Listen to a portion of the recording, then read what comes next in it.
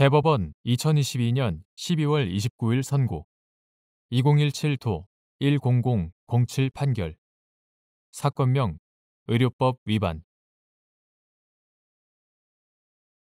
1. 구의료법 제27조 제1항에서 정한 의료행위의 의미 의사 등이 간호사에게 의료행위의 실시를 개별적으로 지시하거나 위임한 적이 없는데도 간호사가 그의 주도 아래 전반적인 의료행위의 실시 여부를 결정하고 그 의료행위의 실시 과정에도 의사 등이 지시, 관여하지 않은 경우 구의료법 제27조 제1항이 금지하는 무면허 의료행위에 해당하는지 여부 적극 사망 진단은 의사가 직접 수행해야 하는 의료행위인지 여부 적극 및 의사 등의 개별적 지도, 감독이 있는 경우 간호사가 사망 진단을 할 수 있는지 여부 소극 구의료법 2015년 12월 29일 법률 제13658호로 개정되기 전의 것 이하 같다. 제27조 제1항은 의료인에게만 의료행위를 허용하고 의료인이라고 하더라도 면허된 의료행위만 할 수 있도록 하여 무면허 의료행위를 엄격히 금지하고 있다.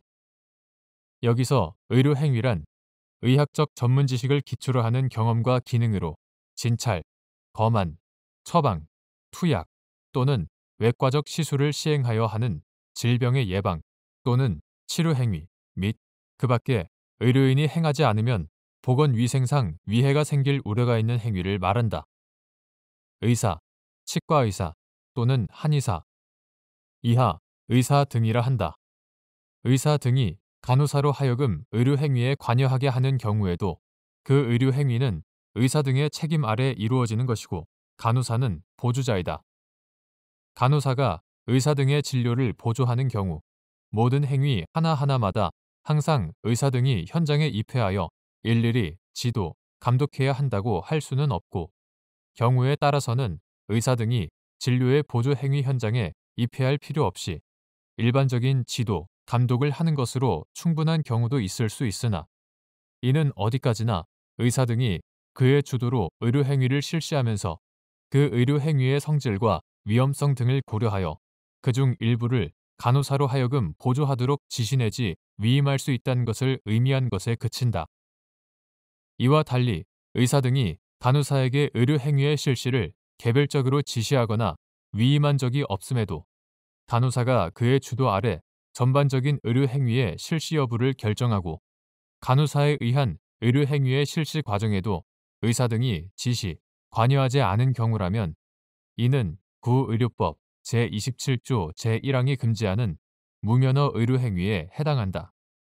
환자가 사망한 경우 사망 진단 전에 이루어지는 사망 징후 관찰은 구의료법 제2조 제2항 제5호에서 간호사의 임무로 정한 상병자 등의 요양을 위한 간호 또는 진료 보조에 해당한다고 할 수 있다. 그러나 사망의 진단은 의사 등이 환자의 사망 당시 또는 사후에라도 현장에 입회해서 직접 환자를 대면하여 수행해야 하는 의료 행위이고 간호사는 의사 등의 개별적 지도, 감독이 있더라도 사망의 진단을 할 수 없다.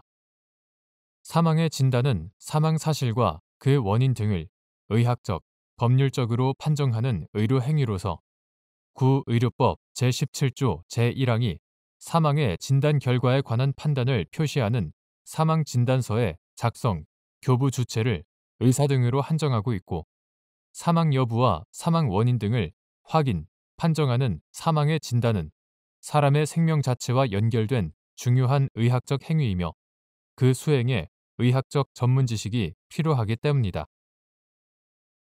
2. 의료 행위에 해당하는 어떠한 시술 행위가 무면허로 행하여졌으나 사회 상규에 위배되지 아니하는 행위로서 위법성이 조각되는 경우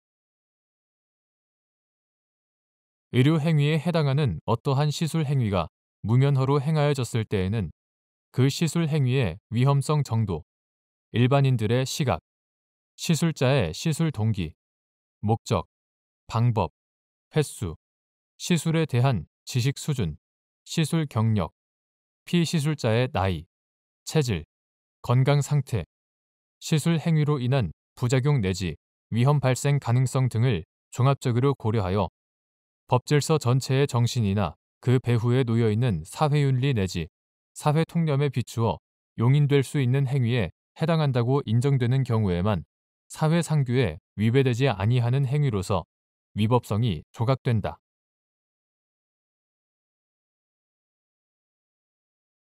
대법원 2022년 12월 29일 선고 2018도 2720 판결 사건명 근로기준법 위반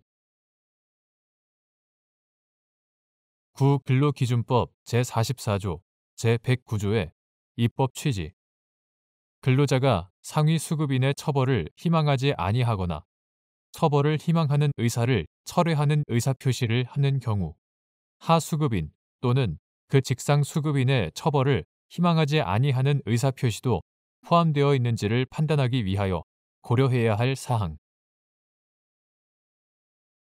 9. 근로기준법 2018년 3월 20일 법률 제15513호로 개정되기 전의 것 이하 같다.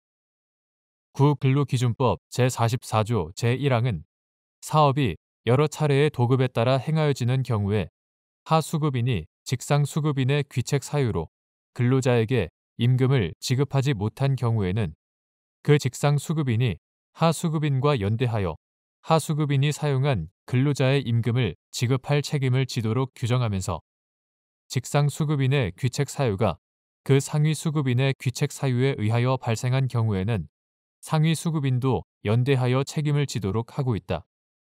그 귀책 사유의 범위에 관하여 구 근로기준법 제44조 제2항 구 근로기준법 시행령 2014년 9월 24일 대통령령 제256315로 개정되기 전의 것 이하 같다.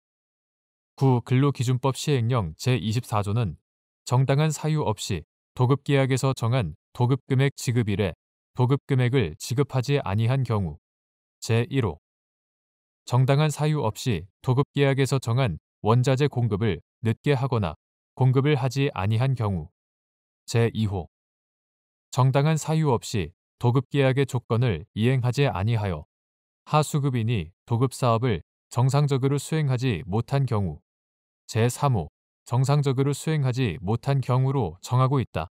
9. 근로기준법 제109조는 위 규정을 위반한 직상수급인과 상위수급인을 처벌하되 근로자의 명시한 의사와 다르게 공소를 제기할 수 없도록 규정하고 있다.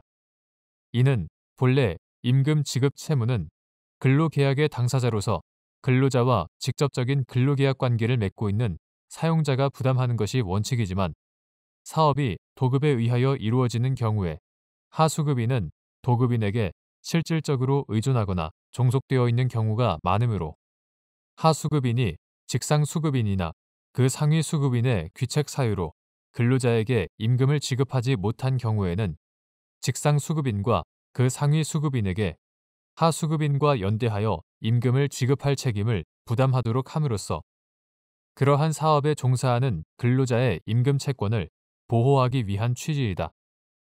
9. 근로기준법 제44조 제109조의 입법 목적과 규정 취지에 비추어 보면 임금 미지급에 귀책 사유가 있는 상위수급인은 하수급인의 근로자에 대한 관계에서 근로계약의 당사자는 아니지만 임금 미지급의 근본적인 원인을 제공하였다는 점에서 그 책임이 하수급인 또는 그 직상수급인보다 가볍다고 볼 수 없다. 또한 상위수급인이 하수급인의 근로자에게 임금 지급 의무를 이행하면 하수급인과 직상수급인의 임금 지급 의무도 함께 소멸하게 된다. 그럼에도 하수급인의 근로자가 일반적으로 하수급인보다 자력이 더 나은 상위수급인을 상대로 직접 임금을 청구하거나 형사고소 등의 법적 조치를 취할 여지가 많다 보니 그 과정에서 상위수급인이 근로자와 임금 지급에 관한 합의를 원만하게 이루고 근로자의 의사표시로 처벌을 면할 수 있는 경우에도 합의 과정에 참여하지 못한 하수급인이나 직상수급인에 대하여는 처벌을 희망하지 아니하는 근로자의 의사표시가 명시적으로 이루어지지 않을 가능성도 적지 않다. 이러한 경우에도 귀책 사유가 있는 상위 수급인으로부터 임금을 지급받는 등으로 그와 합의한 근로자가 하수급인이나 직상수급인만 따로 처벌받기를 원하는 경우는 상당히 드물 것이다. 그렇다면 근로자가 상위 수급인의 처벌을 희망하지 아니하거나 처벌을 희망하는 의사를 철회하는 의사표시를 하는 경우에는 근로자가 임금을 직접 청구하거나 형사 고소 등의 법적 조치를 취한 대상이 누구인지, 상위 수급인과 합의에 이르게 된 과정 및 근로자가 처벌을 희망하지 아니하거나 처벌을 희망하는 의사를 철회하게 된 경위, 근로자가 그러한 의사표시에서 하수급인이나 직상수급인을 명시적으로 제외하고 있는지, 상위 수급인의 변제 등을 통하여 근로자에 대한 임금 지급 채무가 어느 정도 이행되었는지 등의 여러 사정을 참작하여 여기에 하수급인 또는 그 직상 수급인의 처벌을 희망하지 아니하는 의사표시도 포함되어 있는지를 살펴보아야 하고, 하수급인과 직상 수급인을 배제한 채 오로지 상위 수급인에 대하여만 처벌을 희망하지 아니하는 의사표시를 하였다고 쉽게 단정하여서는 안 된다.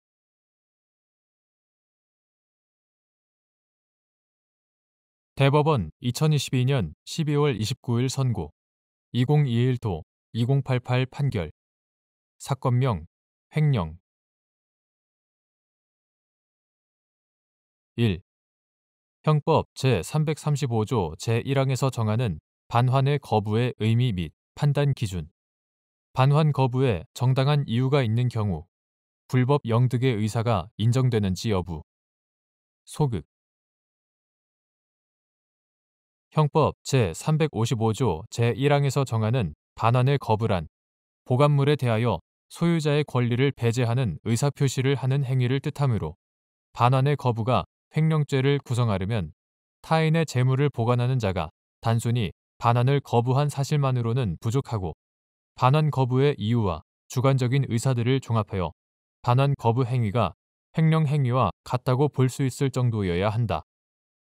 횡령죄에서 불법 영득의 의사는 타인의 재물을 보관하는 자가 그 취지에 반하여 정당한 권한 없이 스스로 소유권자와 같이 이를 처분하는 의사를 말하므로 비록 반환을 거부하였더라도 반환 거부에 정당한 이유가 있다면 불법 영득의 의사가 있다고 할 수 없다. 2.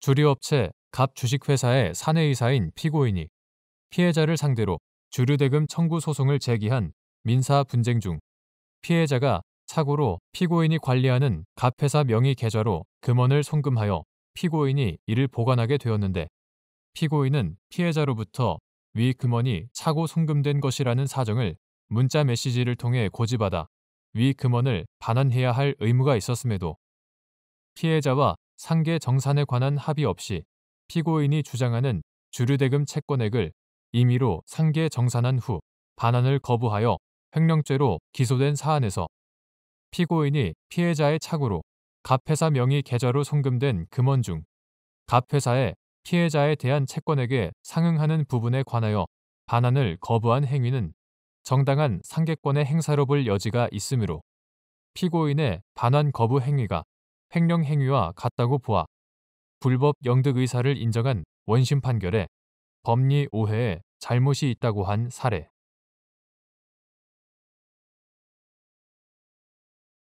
대법원 2022년 12월 29일 선고 2022도 8592 판결 사건명 도박공간 개설 1. 형법 제49조 단서에 근거하여 몰수, 추징을 선고하려면 몰수, 추징의 요건이 공소가 제기된 공소사실과 관련되어 있어야 하는지 여부, 적극 및 공소가 제기되지 아니한 별개의 범죄 사실을 법원이 인정하여 그에 관하여 몰수, 추징을 선고할 수 있는지 여부, 소극.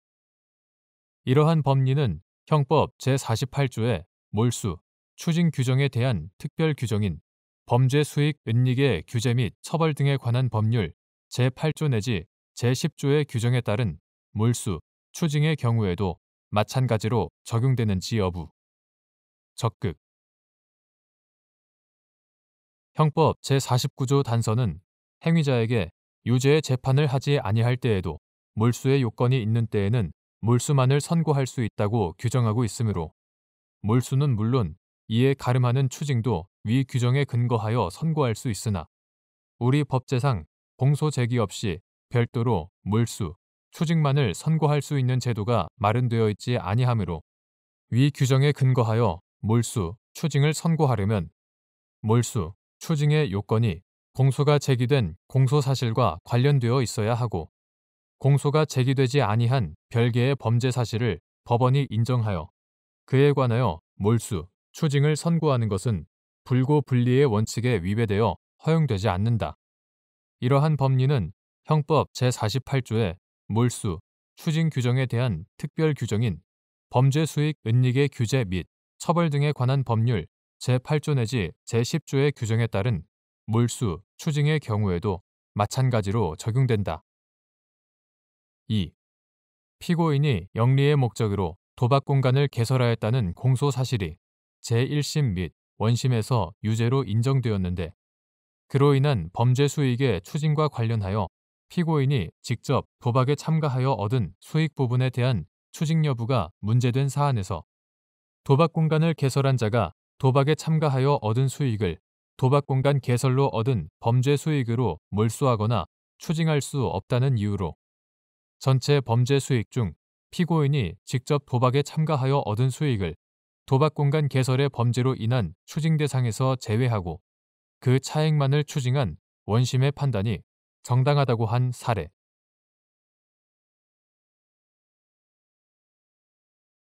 대법원 2022년 12월 29일 선고 2022도 10660 판결 사건명 아동, 청소년의 성보호에 관한 법률 위반 상습 성착취물 제작, 배포 등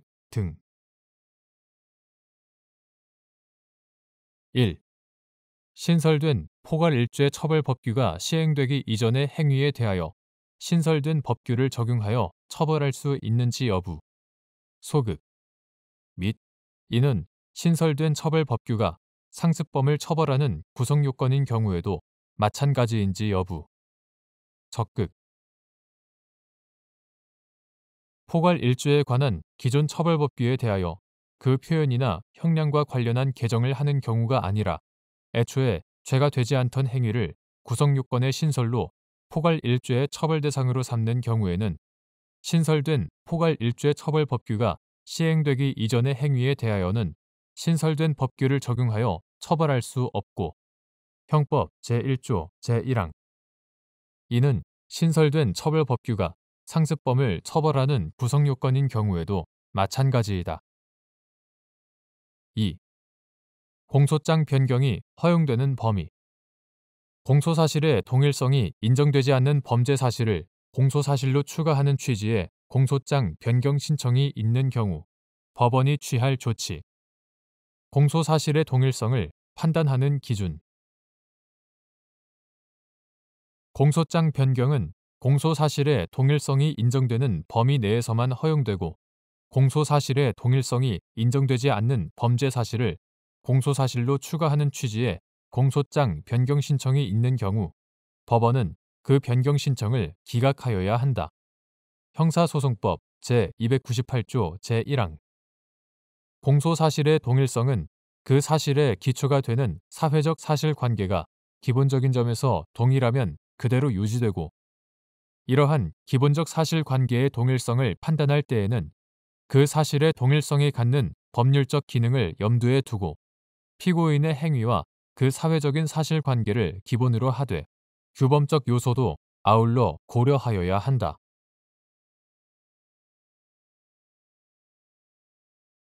대법원 2022년 12월 29일 선고 2022도 12494 판결 사건명 절도 인정된 죄명 사기 1. 형법상 절취의 의미 및 사기죄에서 처분 행위가 갖는 역할과 기능 피기망자의 의사에 기초한 어떤 행위를 통해 행위자 등이 재물 또는 재산상의 이익을 취득하였다고 평가할 수 있는 경우 사기죄에서 말하는 처분 행위가 인정되는지 여부. 적극. 피기망자와 재산상의 피해자가 같은 사람이 아닌 경우에 사기죄가 성립하려면 피기망자가 피해자를 위하여 그 재산을 처분할 수 있는 권능을 갖거나 그 지위에 있어야 하는지 여부. 적극. 형법상 절취란 타인이 점유하고 있는 자기 이외의 자의 소유물을 점유자의 의사에 반하여 점유를 배제하고 자기 또는 제3자의 점유로 옮기는 것을 말한다. 이에 반해 기망의 방법으로 타인으로 하여금 처분 행위를 하도록 하여 재물 또는 재산상 이익을 취득한 경우에는 절도죄가 아니라 사기죄가 성립한다. 사기죄에서 처분 행위는 행위자의 기망 행위에 의한 피기망자의 착오와 행위자 등의 재물 또는 재산상 이익의 취득이라는 최종적 결과를 중간에서 매개, 연결하는 한편 착오에 빠진 피해자의 행위를 이용하여 재산을 취득하는 것을 본질적 특성으로 하는 사기죄와 피해자의 행위에 의하지 아니하고 행위자가 탈취의 방법으로 재물을 취득하는 절도죄를 구분하는 역할을 한다. 처분 행위가 갖는 이러한 역할과 기능을 고려하면 피기망자의 의사에 기초한 어떤 행위를 통해 행위자 등이 재물 또는 재산상의 이익을 취득하였다고 평가할 수 있는 경우라면 사기죄에서 말하는 처분 행위가 인정된다. 한편 사기죄가 성립되려면 피기망자가 착오에 빠져 어떠한 재산상의 처분 행위를 하도록 유발하여 재산적 이득을 얻을 것을 요하고 피기망자와 재산상의 피해자가 같은 사람이 아닌 경우에는 피기망자가 피해자를 위하여 그 재산을 처분할 수 있는 권능을 갖거나 그 지위에 있어야 한다. 2. 피해자 갑은 드라이버를 구매하기 위해 특정 매장에 방문하였다가 지갑을 떨어뜨렸는데 10분쯤 후 피고인이 같은 매장에서 우산을 구매하고 계산을 마친 뒤 지갑을 발견하여 습득한 매장 주인 을로부터 이 지갑이 선생님 지갑이 맞느냐라는 질문을 받자 내 것이 맞다라고 대답한 후 이를 교부받아 가지고 간 사안에서 을의 행위는 사기죄에서 말하는 처분 행위에 해당하고 피고인의 행위를 절취 행위로 평가할 수 없다고 한 사례.